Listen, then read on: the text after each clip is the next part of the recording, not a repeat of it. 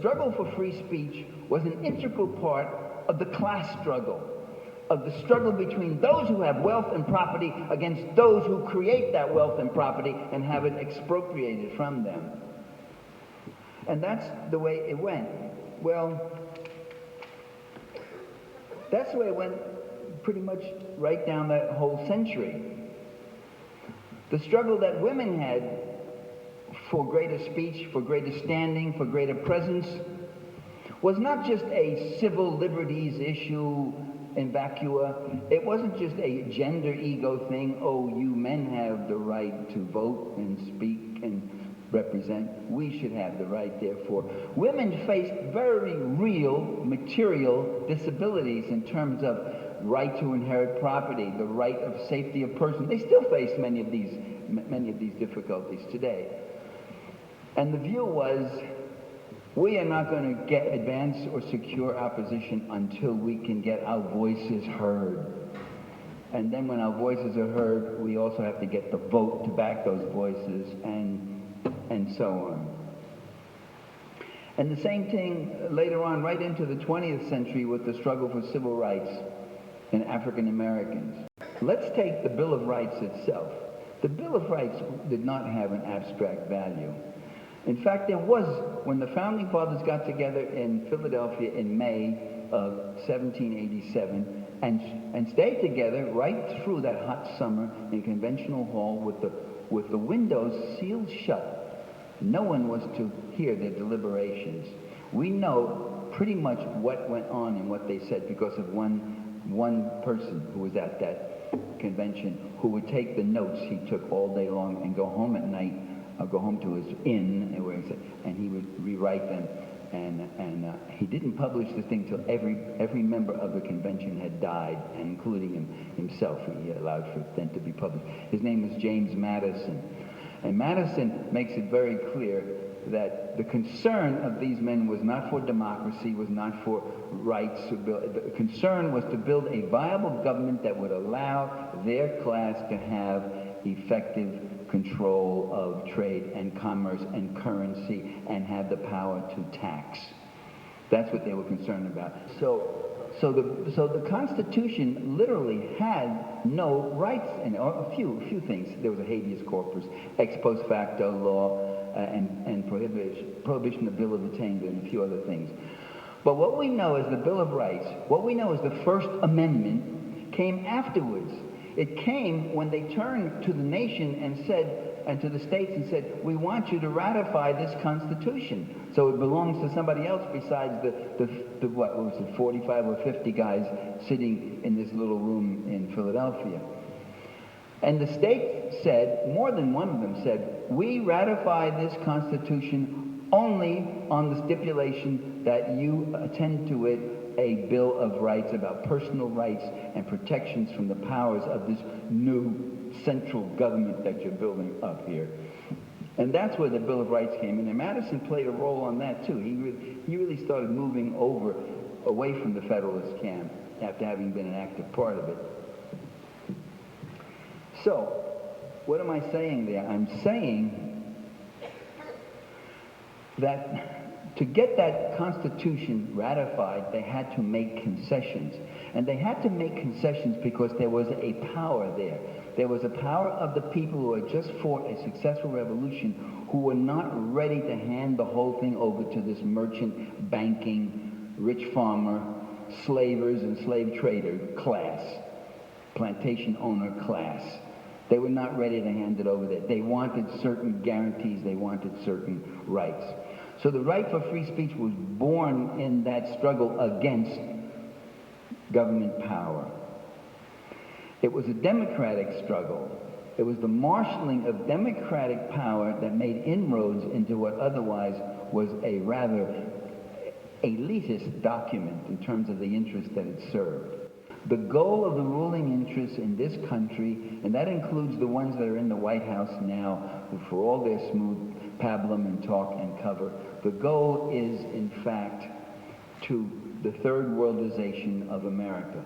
That's part of a larger goal, which is the third worldization of everywhere, of Libya, of Egypt, of Yugoslavia, break up a prosperous social democracy like Yugoslavia, break it up into a cluster of small right-wing mini republics where everything is privatized, everything has been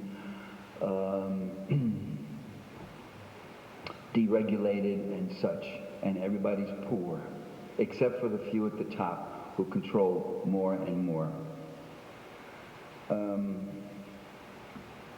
Well,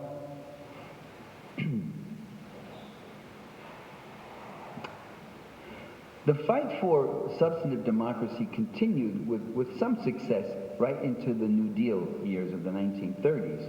Mass organizations, mass agitation. It brought an expansion of freedom of speech to hundreds of local communities where police had previously made it a practice of physically assaulting and incarcerating union organizers, as I just said with the Wobblies, syndicalists, anarchists, socialists, and communists. There were factory takeovers, there were mass demonstrations, there were direct actions of all kinds. And the gains that were made by using speech, using political action and such, included things like the 8-hour day, Social Security, unemployment and disability insurance, and the right to collective bargaining.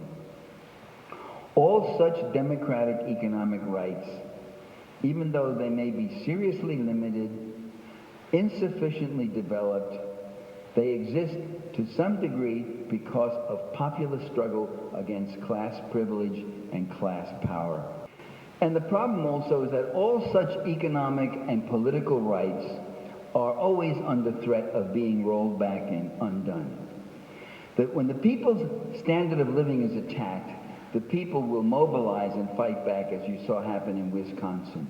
When they mobilize and fight back, then the attack extends not only from the substantive issues, but to the political rights that enable them to mobilize against this kind of oppression. So the attack is extended then to democratic rights, the very rights that help them to resist. Today we see another development. By today I mean the last 35, 40 years.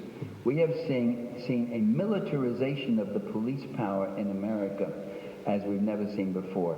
In every city of any reasonable size in this country, you have a militarization of the police, an elaborate new system of crowd control, training, attack, all kinds of new weapons.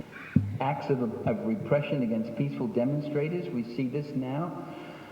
Organizers of big demonstrations getting raided in whatever little house they may be in, organizing the night before as to communications and where they're going to meet and how they're going to meet. Police coming in and doing what they call preemptive raiding. I call that fascist repression. I call that a violation of the First Amendment. I call that a violation of your right to peaceful assembly, to give visibility to an opinion. See, it's not just to persuade people, it's not just to control the opinion. I'm going to return to that point later on. It's to give the opinion visibility. And the power of the plutocracy's media, the power of the corporate media, is not only to mold opinion, which they sometimes can do. They just set up things and they just demonize the leader of any country. When you demonize the leaders, once you demonize the leaders, you tell them that this Noriega, or this Milosevic, or this Gaddafi, or this Saddam Hussein, who was a dirty militant dictator. When he was at his worst, he was CIA. They loved him. It's only when he got out of line on oil prices, and not using the dollar as a reserve, and refusing to privatize the economy. He kept it as a state-owned economy and all that. That's when suddenly Saddam Hussein became an evil, wicked leader. It's all in the book, The Face of Imperialism. I thought I'd work in a plug for the book there. But the thing is, once you convince the people that the leader is a demon, then you justify bombing and killing his people in a humanitarian war to rescue them from the demonic evil that he is. But just yesterday, there was another indictment in Orlando against Food Not Bombs and such. They find it very subversive, not to set up a soup line, that's okay, but to start talking to the people on those lines and saying, why is this happening? Why are things this way? So they're getting constantly, he talks about it, we're constantly infiltrated by these people. Where do these people come from? Who sends them in? And why would they not infiltrate? You mean they'll infiltrate in Panama, they'll infiltrate in Yugoslavia, they'll infiltrate in Egypt and Bahrain, but they won't infiltrate in Sacramento? They won't infiltrate in our sacred America itself? But we should really wake up as to how this kind of subversion goes on. The other example I was going to give is community radio. Every single Pacifica station is under siege by elements in it that want to depoliticize it, that want to bring it around to make it a straight replica of the Democratic Leadership Council and no further left than that, so that, in other words, we get two viewpoints, the reactionary Republican one and then the centrist, anti-communist standard Clinton-Obama Democratic one. But it's very hard to get some of our own people to understand that what they say about repression and about capitalism and imperialism is actually true. And that you're not just saying it to show how tough and red you are, you're saying it because you're living in a situation of that sort of thing. Okay, so what I'm saying is that free speech, alternative speech, dissident speech is always under siege. And that offensive speech, offensive in both senses of the word, taking the offense and also giving offense to some people, that offensive speech is always to be challenged. It's always something you have to fight for. Let me talk about when speech gets into the electoral and political process. Do you ever ask yourself what makes a minor candidate in a primary? You say, well, there's Obama, and then there's Kerry, or I can't even remember who ran in 2010. And then there's Kucinich. Kucinich is a minor candidate. I said, how did that happen? How the hell did he become a minor candidate right there? And you've got to realize, in relation to this question of free speech, thank you very much.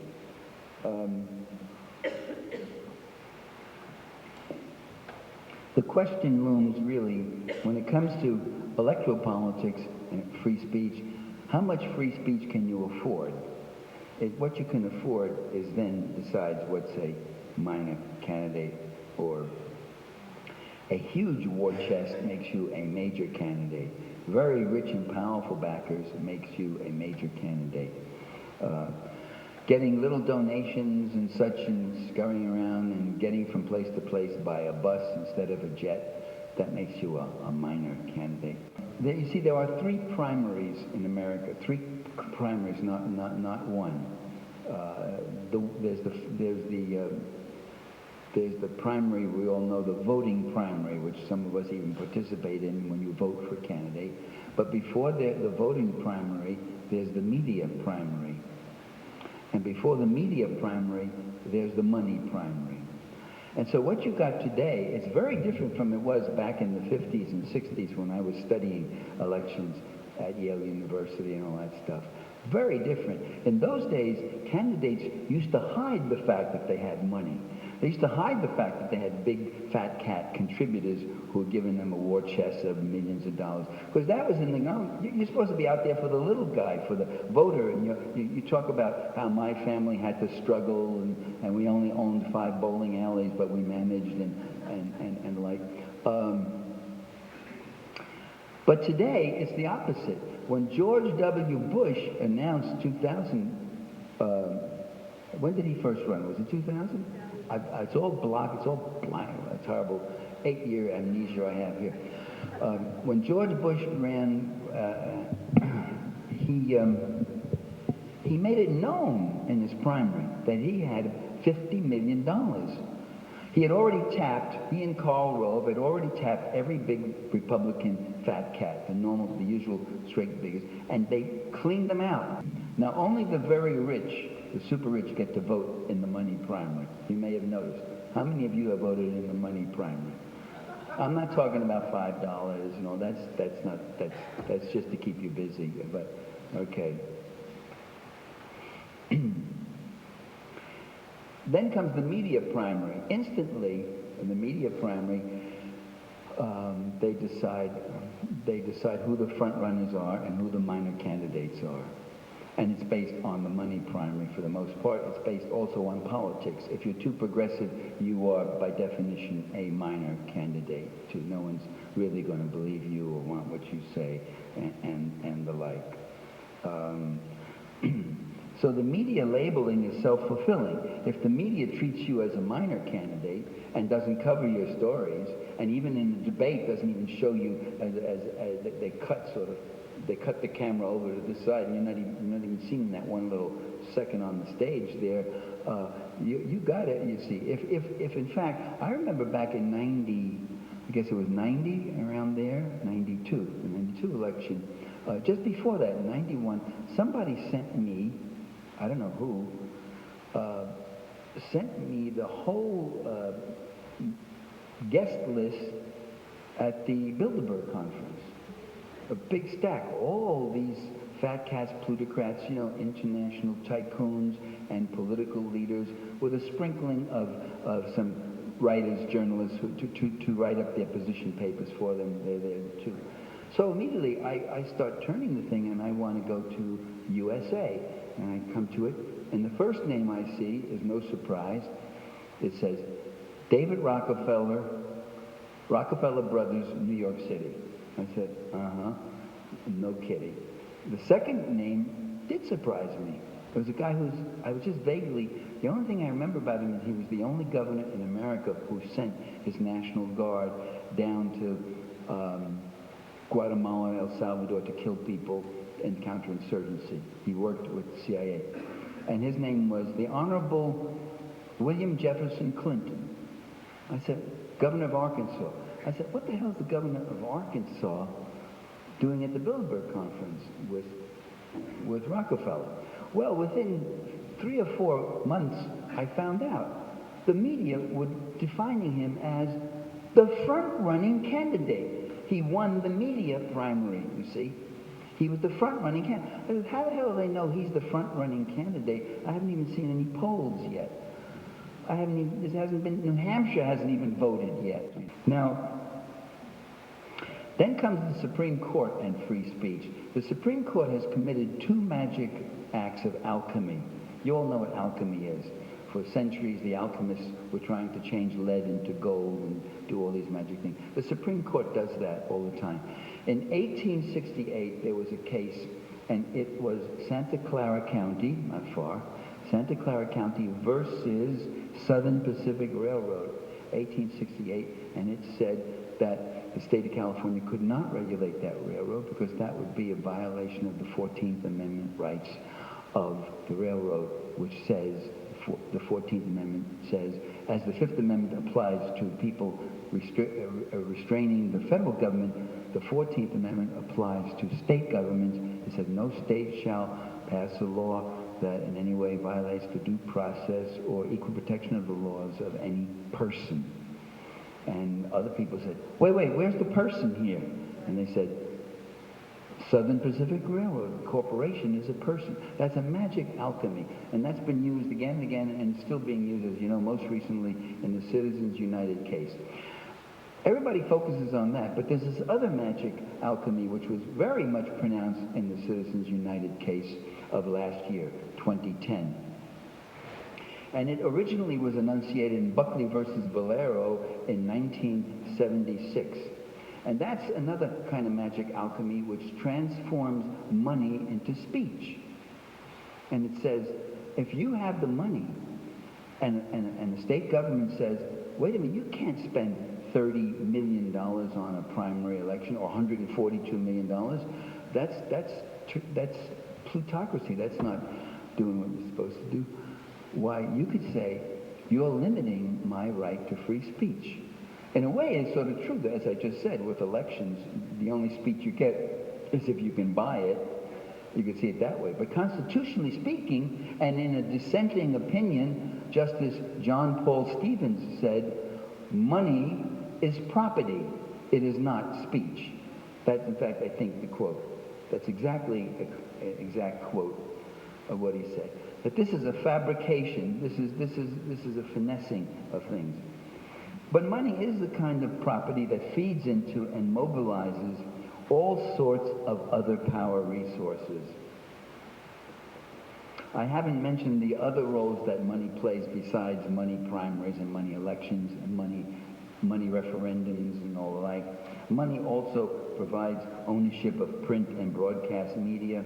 Money, exercises control over jobs, financing research institutions, recruiting and training conservative activists, bankrolling lobbyists, and all the rest. Money doesn't stop mangling and moneyizing speech. And it's time that we face up to the plutocracy that masquerades as democracy. Hillary Clinton, just a couple of weeks ago, she said it beautifully. She said, the U.S., before a committee in Congress, she said, the U.S. is losing the information war. And I said, wait a minute. Information war? Isn't that an interesting choice of words? Is it a war? Isn't information a service? Don't we want a broad universe of discourse with many varying outlets from which we can contrast and compare, measuring one against another as might citizens in a democracy? She's admitting that the goal is not that. It's not diversity. It's not to inform. It's a war, an adversarial goal rather than a cooperative exchange. Losing it means losing total control, the kind of total control that was previously enjoyed. And in fact, that's what she really means. They're not losing the war. They're losing their monopoly control over the global information system. Today, you've got Russia Today, you've got France 24, you've got the Bolivarian networks. And she even said, and China, I heard her, she was getting like really gripped. And China today is building a global network, news network in English. Well, wouldn't you welcome that? Wouldn't we want another perspective? What's the problem, Hillary? We know what the problem is. The problem is they're not interested in free speech. They're not interested in democracy. They're interested in keeping control of their empire and their wealth and our publics. Well, even Al Jazeera is, I would have mentioned that one too. Al Jazeera is towing the line on Syria and a few other questions. Al Jazeera is paid by the plutocrats in Qatar, and so they're not going to, on those issues, they're not going to go too far. So they're proving to be disappointing. But in other words, information is not something to be disseminated, not something to advance speech and discourse. It's something to be monopolized and controlled. It really is an information deprivation in the midst of an information inundation. Like we are right now being inundated with stories and articles about Osama bin Laden. And as I look at these immense avalanche of articles coming in, I feel an information deprivation. I feel there are certain things that are not covered at all. It's not covered, all the things he said defensively, where he said, this is not a war of aggression against you. If you leave us alone, we will leave you alone. We are retaliating. We're not doing this. I don't even think the guy was involved in 9/11. I listened to him sitting in that cave afterward. He was interviewed. I watched the interview, and it was with the English language subtitles. It was released by the government. He did not act like the man who was in charge of a tightly woven international organization called Al-Qaeda. And he said, he was giggling and saying, he said, it happened. He said, it happened. Some young men in the West, they brought both those towers down. And he was delighted about it. You wanted to give him one right in the face, okay. But to say he was the diabolic pulling of the strings. Why weren't there any more acts of terror? The next act of terror was in Madrid, the next one was in London, and both of those were carried out by local young youth who were suicidal and wanted to do what they had to do. But again, it's a case of demonizing one particular head figure so that you then go and bomb and kill everybody in the neighborhood or in the region and such. And so to see all those American youth in front of the White House last night, I mean, that was a disgusting display. And the day before, one USA, we're the greatest, yeah, we took them out.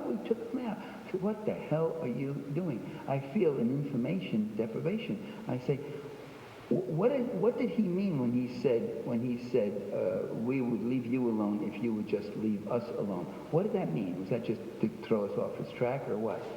So again and again you'll find on these issues information deprivation in the midst of information inundation. And the inundation is to crowd out the other stuff. So many empty calories, so few nutrients. And I will now preempt the first question that people will ask. What do we do about all this? What you do is you join the organizations that are there. You alone, as a voice alone, may not be able to be heard much, but unified with other voices and numbers, that's how you can impact in some way. And you do that to develop dissident perspectives, not just to fight around certain issues, which are good fights and very important fights, but also to fight that battle for consciousness, for political education among people, so that you don't find yourself standing shoulder to shoulder with NATO and the CIA and the White House and the mainstream propagandists supporting a humanitarian bombing war that kills a lot of people. Ideas count, remember that. What people think does make a big difference in where you can take them or not take them. So it's not what can I do, but what am I willing to do? And what you've got to do is educate, including ourselves. We educate, organize, agitate. That's a process known as democracy. Thank you very much.